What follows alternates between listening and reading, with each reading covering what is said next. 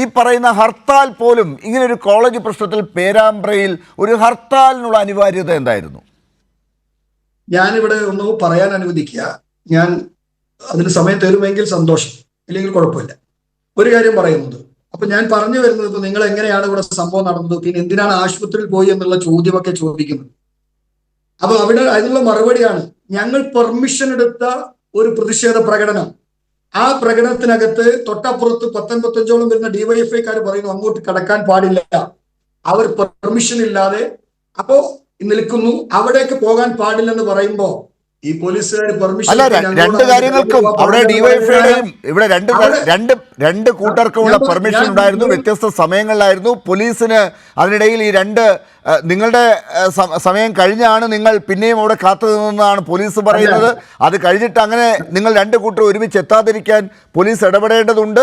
അങ്ങനെ പോലീസ് ഇടപെട്ട് നിങ്ങളെ അങ്ങോട്ടും ഇങ്ങോട്ടും തമ്മിൽ കാണുന്ന അവസ്ഥയിലേക്ക് എത്തിക്കാതിരിക്കാൻ ശ്രമിച്ചു. അതിനിടയിലാണ് MP എത്തുന്നത്, MPയുടെ ഇടപെടൽ ഉണ്ടാകുന്നത്. അതെന്തിനായിരുന്നു? തിരിച്ചൊരൊറ്റ ചോദ്യം, അവര് എത്ര ഡിവൈഎഫ്ഐക്കാർക്ക് പരിക്ക് പറ്റി? അല്ല, പോലീസാണല്ലോ ഇതിനകത്ത്. പോലീസും നിങ്ങളും തമ്മിലാണല്ലോ നിങ്ങൾ തന്നെ പറയുന്നത്. പോലീസുകാർക്ക് പരിക്ക് പറ്റി, ഒരു പോലീസുകാരന്റെ കാഴ്ച പോകുന്ന അവസ്ഥയാണ്. അതാ എന്റെ കയ്യിൽ അയാളുടെ പേരുണ്ട്, വിനോദ് ചന്ദ്രൻ എന്ന് പറയുന്ന ഒരു പോലീസുകാരന് അയാളുടെ കാഴ്ച 90% നഷ്ടപ്പെടുന്ന ഒരു അവസ്ഥ ഉണ്ടായിട്ടുണ്ട്. ഞങ്ങളുടെ സഹപ്രവർത്തകന്റെ കാഴ്ച നഷ്ടപ്പെട്ടു. അപ്പൊ ഇതൊക്കെ സംഭവിച്ചു. നിങ്ങളൊന്ന് എന്നെ പറയാൻ അനുവദിക്കൂ, ഞാൻ പറയട്ടെ. അവിടെ വെച്ച് പിന്നെ പോലീസുകാർ രണ്ടുപേരെയും പിരിച്ചു മാറ്റുകയാണെങ്കിൽ എന്താണ് ഒരു വിഭാഗത്തിൽപ്പെട്ട ആളുകളെ മാത്രം അക്രമം?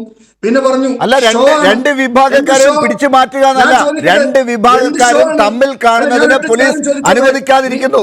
ഒരു കൂട്ടർ പോകുന്നു, ഒരു കൂട്ടർ അവിടുന്ന് പോകുന്നു, പോലീസ് പറയുന്നത് കേട്ട് പോകുന്നു.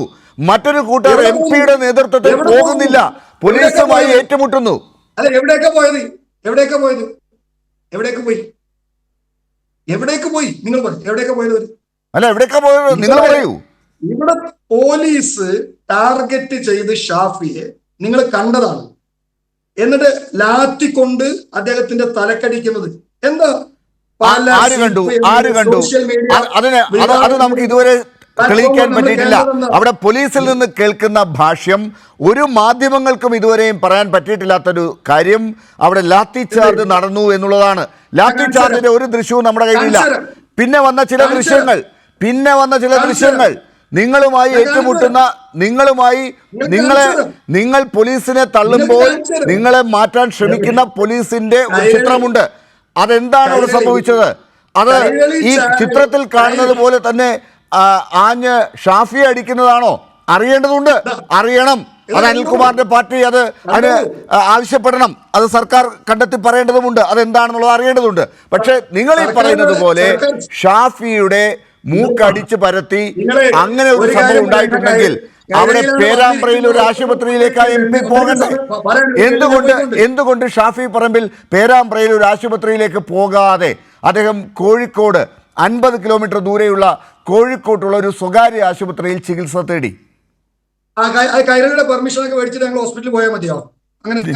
അതെന്തിനാണ്? നിങ്ങൾക്ക് അങ്ങനെ പരാതി ഉണ്ടെങ്കിൽ ഷാഫിയുടെ ജീവൻ രക്ഷിക്കണ്ടേ? ഷാഫിയുടെ മൂക്കടിച്ച് പരത്തിയതല്ലേ? അപ്പൊ അടുത്ത ആശുപത്രിയിലല്ലേ പോകേണ്ടത്? നിങ്ങളുടെ കൈരളി ചാനലിന് മാത്രം കിട്ടാത്ത വീഡിയോ ആണത്. ഇതൊന്ന് കാണും. കാരണം നിങ്ങളുടെ കൈരളി ചാനലിന്റെ വീഡിയോഗ്രാഫറെ സംബന്ധിച്ചിടത്തോളം ചിലപ്പോ കണ്ണിൽ എന്തെങ്കിലും ചുവപ്പ്. അല്ല, കൈരളി ചാനലിൽ കിട്ടാത്തതൊക്കെ മറ്റു പലർക്കും കിട്ടും. കൈരളി ചർച്ച ചെയ്യാത്തതൊക്കെ മറ്റു പലരും ചർച്ച ചെയ്യും.